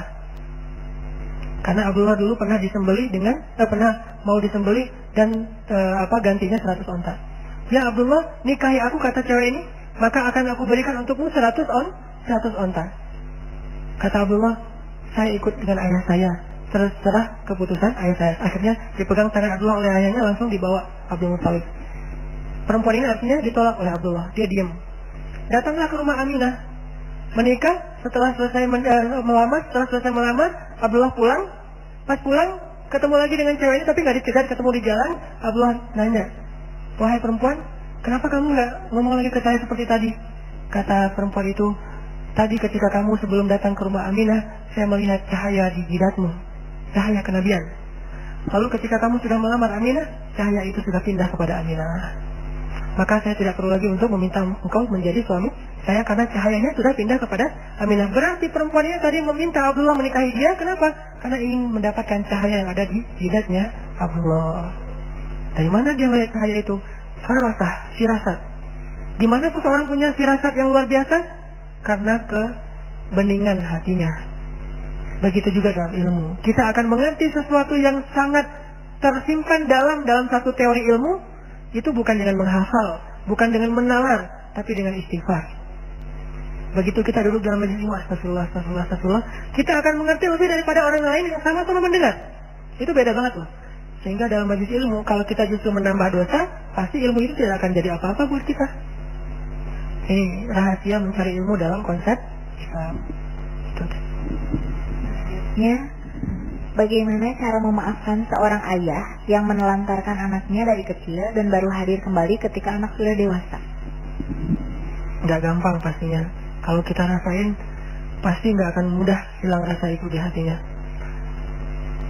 Toh Nabi SAW juga butuh waktu kan untuk melakukan itu. Ketika Nabi bertemu dengan pembunuh Hamzah, Wahsy, ketika Nabi membebaskan kota Mekah, lalu Wahsy datang menghadap Nabi pengen masuk Islam. Nabi melihat Wahsy langsung teringat dengan wajah Hamzah. Melihat Wahsy langsung teringat dengan adegan ketika Wahsy melemparkan tombak tepat di jantungnya Hamzah. Dan Hamzah itu buat Nabi sudah seperti ayah, sudah seperti sahabat, sudah seperti orang dekat banget. Walaupun Hamzah itu hanya berstatus paman buat Nabi, tapi lebih dari ayah. Sehingga Nabi kemudian tersenyum kepada Wahsy, menerima Islamnya Wahsy, tapi mengatakan, "Wahsy, kalau saya boleh minta, tolong jangan ketemu saya dulu. Jagalah jarak kamu dengan saya. Saya nggak bisa ketemu kamu." Bukan Nabi masih marah kepada Wahsy, bukan Nabi masih dendam kepada Wahsy, bukan. Secara fitrah manusia, perasaan beliau secara manusia biasa, beliau tuh kalau melihat Wahsy selalu teringat Hamzah. Kadang ada cerita-cerita masa lalu kita, mungkin ayah pernah menyakiti ibu di depan kita, dan adegan itu nggak bisa kita lupain. Sehingga ketika ayahnya sudah berubah, kadang-kadang muncul lagi adegan itu. Kita tetap harus berusaha untuk melupakan, berusaha untuk bisa menetralisir perasaan, tapi itu kadang-kadang di luar kemampuan kita muncul. Maka yang kita lakukan adalah apa? Maafkan itu adalah kewajiban kita, menyambung silaturahim itu adalah kewajiban kita. Sedangkan perasaan yang tidak mampu kita kendalikan, la yukallifullahu nafsan illa wus'aha. Allah tidak membebani kita kecuali sebatas kemampuan kita. Ada perasaan yang nggak sanggup kita lupain sekaligus, tapi kita harus terus berusaha. Cuman nggak bisa sekaligus. Karena setelah beberapa saat akhirnya Nabi menerima wahyu. Tapi butuh waktu. Kadang kayak gitu juga. Saya nggak ngomong ideal terus perfeksionis, instan, enggak. Segala sesuatu itu butuh proses.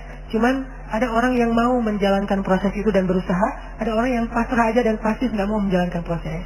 Kalau yang sudah menjalankan proses, walaupun dia butuh waktu, Allah mengatakan la yukallifullahu nafsan illa wus'aha. Tapi kalau yang pasif, pasrah, nggak mau menjalani proses, berarti dia zalim terhadap dirinya dan orang lain. Tergantung nih. Kita udah berusaha belum memaafkan, menyambung silaturahim. Kalau ada perasaan nggak nyaman, kita coba mungkin nggak bisa langsung tersenyum, tapi prosesnya kita jalanin. Karena kasus ini udah kasus yang sangat berat, beda dengan kasus sehari-hari, mungkin beda pendapat, cuman salah ngomong, itu mah prosesnya saya kira nggak perlu lama-lama ya. Tapi kalau yang kayak gini nih, kasus pembunuhan, kasus kezaliman, kasus ditelantarkan, ya butuh waktu lah. Tapi tetap berusaha, jangan diam aja. Pertanyaan keempat, Ustadz katanya tidak boleh membedakan warna kulit, keturunan, jabatan, dan lain-lain. Tapi mengapa pada kenyataannya hal ini justru yang semakin kencang di kalangan muslim? Apakah memutus silaturahmi jika meninggalkan teman-teman seperti ini? Ini fitnah, nggak ada yang kayak gini. Jangan sampai kita termakan fitnah bahwa orang Islam itu makin taat, makin rasis, makin taat, makin radikal, makin taat, makin belajar Islam, makin benci kepada beda agama. Nggak ada itu. Realitasnya nggak kayak gitu. Itu pemberitaan, bukan realitas. Coba lihat deh realitasnya. Yang terjadi justru sebaliknya. Kalau ada yang kayak gitu, itu bukan ajaran Islam, itu ketidakpahaman orang tersebut, oknum. Sehingga jangan sampai kita jadi pundung belajar Islam karena takut jadi kayak dia. Pasti dia masih puber. Puber hijrah, puber hadis. Kadang-kadang orang lagi puber kan ekspresinya macam-macam ya. Jangan dia yang dilihat, tapi lihat yang udah mateng. Kalau ngelihat yang masih puber, pasti nggak akan nyaman. Namanya orang lagi mencari orbitnya pasti beda-beda. Tapi kalau ngelihat yang udah mateng, insya Allah nggak akan kayak gitu. Justru sebaliknya. Saya justru melihat orang setelah makin paham agama, justru rasa kasih sayangnya lebih besar. Dan emosinya harus lebih ketahan.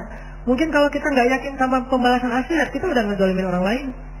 Kenapa kita nahan diri dari menzalimi orang lain, ngatain orang lain dan seterusnya? Karena kita yakin ada pembalasan nanti di akhirat. Itu menurut saya hanya fitnah aja dan hanya isu doang, nggak ada yang kayak gitu. Walaupun ada satu dua lebih kepada oknumnya, dan jangan mengeneralisir. Karena masih banyak di luar sana orang-orang yang makin belajar Islam makin rahim, makin kasih sayangnya makin luas. Masih banyak di sana kelompok-kelompok kaum muslimin, bisa dia ormas, bisa dia organisasi DKM atau apapun lah, MT, yang makin belajar Islam tuh dia makin banyak manfaatnya. Dulu dia hidup buat dirinya sendiri, sekarang setelah dia hijrah, dia hidup untuk menolong orang lain. Itu banyak banget kasusnya. Jadi jangan sampai nilai satu titik ya membuat semuanya jadi rusak satu gelanggaran. Jangan. Pertanyaan terakhir, Ustaz, saya istri sudah menikah 2 kali. Suami pertama KDRT, kemudian kami pisah. Yang kedua sangat baik, tapi kurang paham agama. Saya tidak bisa mengajak untuk kekajian, tapi dia juga tidak pernah melarang. Harus bertahan atau bagaimana, Ustaz? Bertahan dong. Emang dia bisa jamin yang ketiga lebih baik? Bertahan, bersabar, itu masih Masya Allah, Pak, dikasih suami yang udah baik, udah perhatian.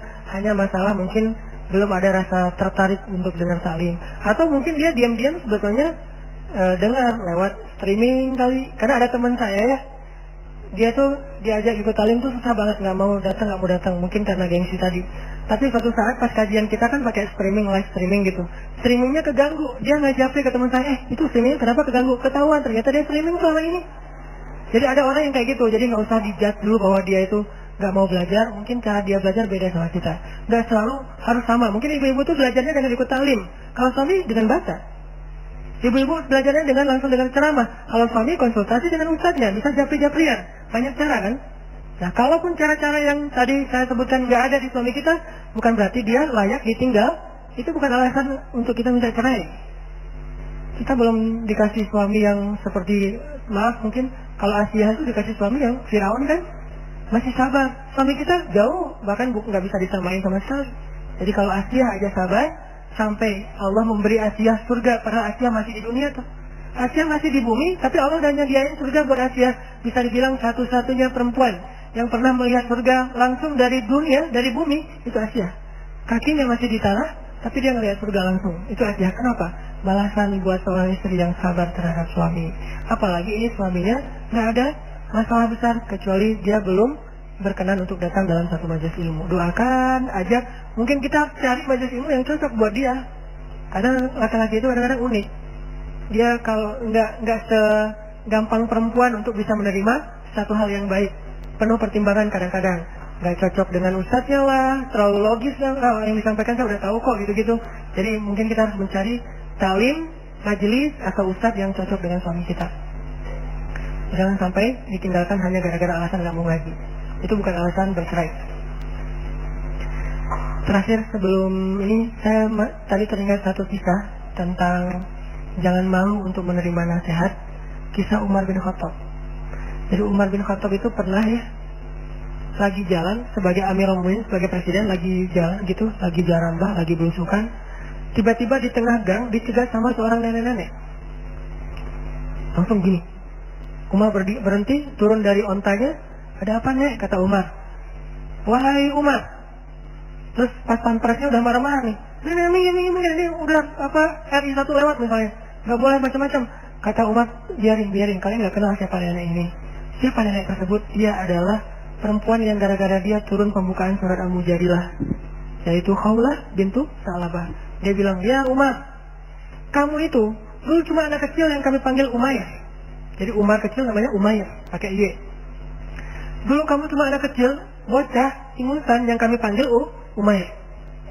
Lalu Allah Subhanahu Wa Taala memberi kamu badan yang bagus, fisik yang kuat, sehingga kamu dikenal dengan panggilan Umar, orang yang gagah. Lalu Allah memberikan kepada kamu hidayah, sehingga kami memanggil kamu Al-Faruq, yang membedakan hak dan batil. Lalu Allah memberikan kamu imarah, kekuasaan, sehingga kami memanggil kamu Amirul Mukminin. Pada dasarnya kamu bukan siapa-siapa, Allah yang menjadikan kamu seseorang. Baik nek, baik. Akhirnya pergi Umar. Orang-orang bertanya, ya Amirul Mukminin siapa dia? Dialah perempuan yang karena dia turun ayat Al-Quran, yang karena dia suaminya dimarahi oleh Allah, yang karena dia Allah memperbaiki fatwa Rasulullah yang waktu itu keliru. Ini artinya buat seorang umat, tahulah nasihat sederhana banget kan ya. Gak mungkin juga umat jadi sombong, jadi sok pamer, jadi gaya, mentang-mentang jadi presiden. Enggak. Tapi walaupun yang dinasihati oleh ibu itu bukan kesalahan Umar gak kayak gitu, tetap Umar menerima. Kadang-kadang kan kalau kita dinasihatin dan kita gak ngerasa kayak gitu, kita gak bantah ya. Enggak kok, saya gak kayak gitu. Enggak. Nasihat, walaupun kita gak ngerasa kayak gitu, terima aja. Karena nasihat itu bukan tuduhan. Kecuali ibu ini mengatakan, Umar kamu sombong, baru Umar akan tabayun. Tapi kan ibu itu gak bilang Umar sombong kan. Ibu itu hanya mengingatkan Umar supaya tidak sombong, maka terima aja. Kadang-kadang kita ketika dinasihati ngerasa disalah-salahin. Kecuali jelas-jelas dia menuduh, menjudge, baru kita akan mentabayun, klarifikasi, saya nggak kayak gitu. Kalau dia hanya dia katakan jangan sombong ya, insya Allah. Kalau dinasihatin jangan sombong ya, siapa yang sombong? Nuduh aja? Enggak, dia kan nggak nuduh. Dia cuma bilang jangan sombong. Kita beribadah, tilawah, terus posting. Jangan riak ya, ini bukan riak. Kan kita nggak dituduh, dia cuma bilang jangan riak. Kecuali dia bilang riak tuh, dasar lu riak, riak banget sih. Nah ini tuduhan, judgment. Tapi kalau dia bilang awas hati-hati ya, jangan riak, insya Allah. Terima nasihat. Umar dibilang jangan sombong wahai Umar. Insya Allah ibu, insya Allah nek gitu. Pergi aja, nggak sama sekali rasa sakit hati. Ini iman Umar bin Khattab. Terus minta maaf juga kayak gitu ketika Umar menfatwakan ada kasus jadi cowok-cowok jomblo di Madinah demo bawa spanduk pakai hashtagnya turunkan harga mahar. Karena dulu harga mahar naik terus setiap tahun, naik 500 rupiah, 1000, terus saja. Begitu harga mahar naik, maka jumlah jomblo bertambah. Jadi populasinya berkembang pesat gitu. Nah datanglah mereka ngedemo Umar bawa spanduk dengan hashtag turunkan harga mahar. Akhirnya ketika habis sholat Umar mengumumkan keputusan presiden gitu. Mulai sekarang saya putuskan harga mahar cuma sekian. Ditetapkan angkanya maksimal. Siapa yang meminta harga di atas itu, maka sisanya dikembalikan kepada Baitul Mal. Tiba-tiba seorang ibu angkat tangan, ya Amirul Mukminin, saya protes. Kata Umar, kenapa? Allah berfirman di dalam surat An-Nisa, jika kalian sudah memberikan mahar kepada perempuan, maka itu sudah menjadi hak dia. Janganlah kalian mencari-cari cara untuk meminta kembali atau mengambil harta dengan cara yang tidak baik. Bagaimana Anda meminta mahar dari perempuan yang sudah diberikan, lalu dikasih kepada Baitul Mal sementara Allah melarangnya? Apakah Anda ingin melakukan kezaliman kepada perempuan? Langsung Umar nunduk. Kemudian Umar mengatakan, perempuan itu benar, laki-laki ini salah. Ini namanya melawan ego. Perempuan itu benar, laki-laki ini salah. Langsung merendah. Gak mau menyebut saya Amirul Mukminin, tapi laki-laki. Perempuan itu benar, laki-laki ini salah. Banyak orang yang lebih mengerti ilmu agama daripada Umar bin Khattab. Wahai kaum muslimin, tenang, saya ralat. Dia ralat langsung. Mulai sekarang, saya hanya menghimbau, jangan tinggi-tinggi maharnya, kasihan laki-laki itu banyak yang jomblo, udah pada demo gitu. Udah gak jadi keputusan lagi presiden, bukan lagi peraturan, hanya himbauan. Tapi di sini kan kelihatan Umar itu orangnya terbuka banget kan, lapang dada banget. Ditegur di depan umum, diposting di media bahwa presiden ini salah, Umar ngakuin. Nggak ada yang satupun yang disakiti, ditangkap atau apa, enggak. Karena Umar bin Khattab mukmin yang lapang dada, yang bisa melawan dan meredam egonya. Mudah-mudahan kita bisa seperti itu, insya Allah. Selanjutnya kita tutup dengan muhasabah doa. Insya Allah saya selalu meminta kalau kita lagi berdoa bareng-bareng kayak gini, jangan lupa doain saudara-saudara kita yang sedang terzalimi menjadi korban perang di Suriah, di Palestina, di Irak, Rohingya, Yaman, dan negeri-negeri yang lain. Setidaknya kalau kita ngerasa udah sering Ustaz berdoa tapi mereka masih kayak gitu aja nasibnya, enggak. Doa kita kadang-kadang enggak langsung menurunkan kemenangan buat mereka, tapi setidaknya gara-gara doa-doa kita Allah teguhkan hati mereka. Nah, artinya nggak ada doa yang sia-sia. Kalau Allah nggak memberikan mereka kemenangan dalam waktu dekat, minimal Allah teguhkan hati mereka dengan kesabaran. Kenapa? Karena doa-doa kaum muslimin di seluruh dunia.